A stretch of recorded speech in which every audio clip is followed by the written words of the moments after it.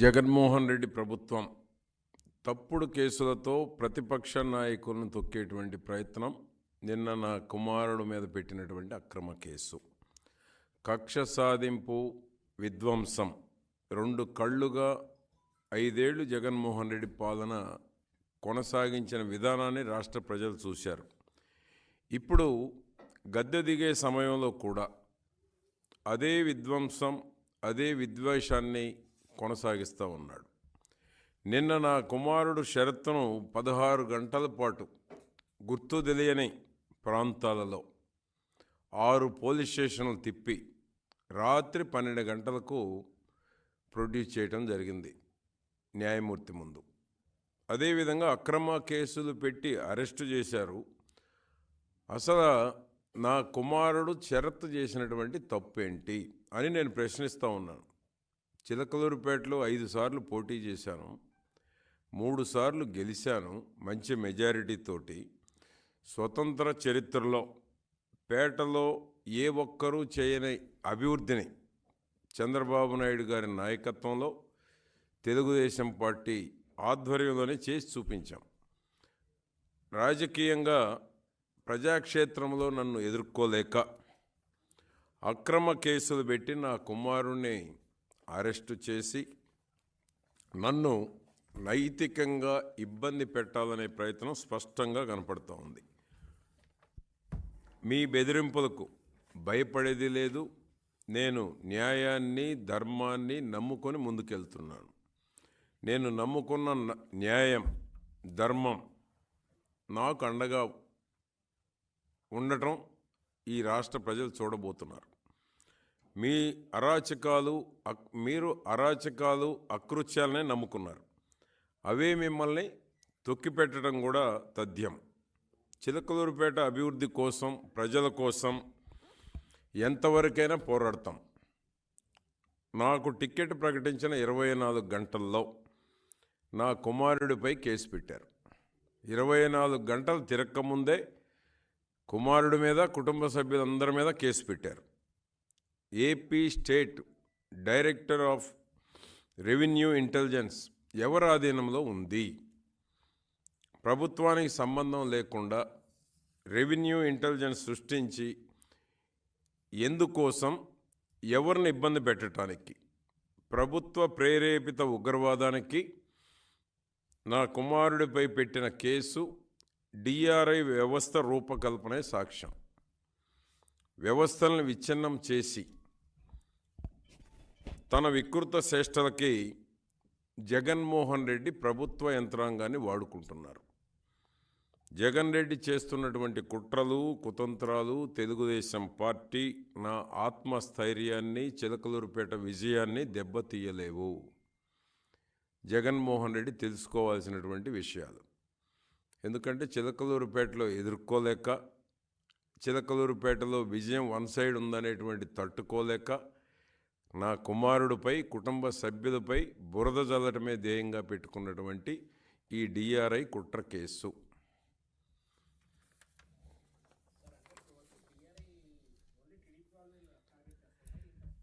DRI వ్యవస్థని ఏర్పాటు చేసుకున్న జగన్మోహన్ రెడ్డి గారు ప్రతిపక్ష పార్టీ నాయకుల్లో ఎవరైతే సమర్థత ఉన్నారో, ఎవరినైతే దెబ్బతీయాలి, ఎవరి మీద కుట్ర చేయాలి, ఎవరి మీద బురద చల్లాలి, ఎవరి మీద అక్రమ కేసులు పెట్టాలి, దానికోసం రూపకల్పనే ఈ డిఆర్ఐ, ఏపీ స్టేట్ డిఆర్ఐ. కేవలం దానికోసమే ఏర్పాటు చేసుకున్నాడు జగన్మోహన్ రెడ్డి గారు. డిఆర్ఐ వ్యవస్థ ఏర్పాటు చేసినటువంటి దగ్గర నుంచి ఈ రోజు వరకు కూడా తెలుగుదేశం పార్టీ నేతలే లక్ష్యంగా డిఆర్ఐ పనిచేస్తూ ఉంది. నోటీసులు ఇవ్వలేదు. నాకు సీటు ప్రకటించిన 24 గంటల్లో కేసు రిజిస్టర్ చేశారు. రిజిస్టర్ అయినటువంటి కేసు ఆన్లైన్లో పెట్టలేదు, మాకెక్కడ నోటీసు ఇవ్వలేదు. ఇది జరిగినటువంటి వాస్తవం.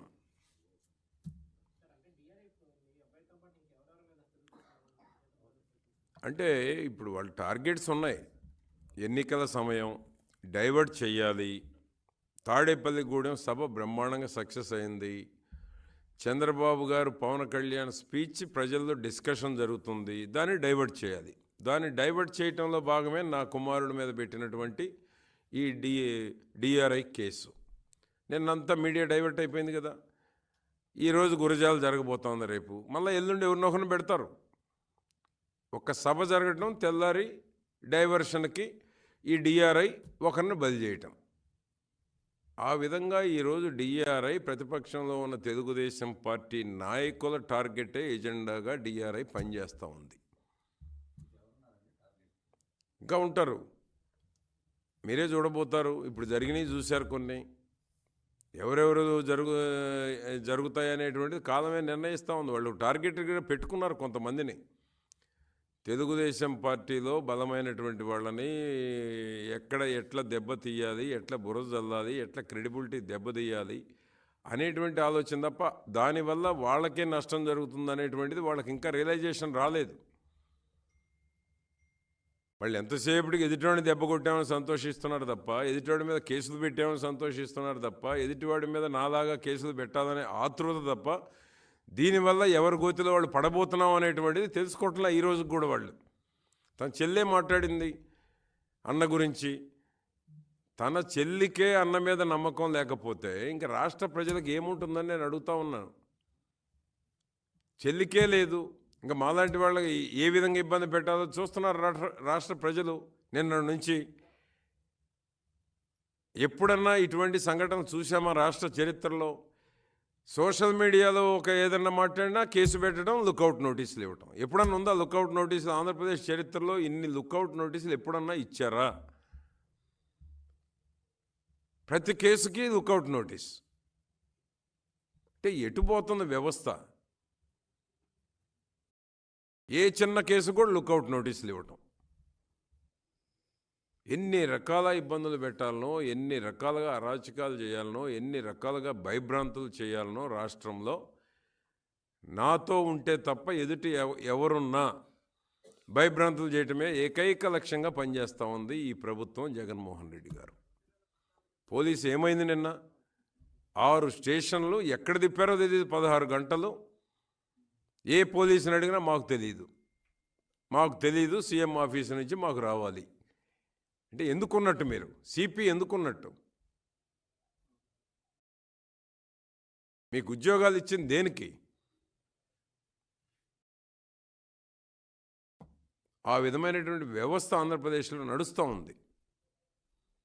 చాలా దుర్మార్గం.